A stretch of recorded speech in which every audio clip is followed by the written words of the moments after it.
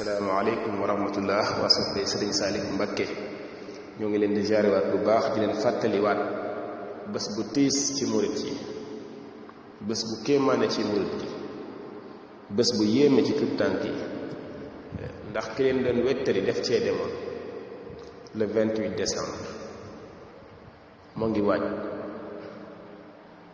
ñu war ci fàttaliku ku tëdd ki Cheikhina Saliou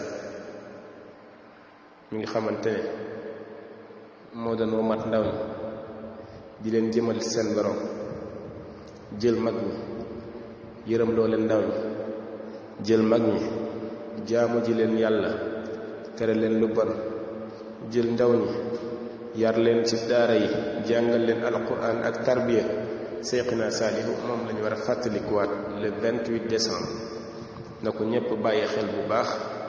ndeysaan amuñu fayam ñun ndaw ñi koo ci gis rek moo ngi nab nabi ndeysaan ci xasida yi di nab nabi ci Sëñ Tuubaa di nab nabi ci yoon wi.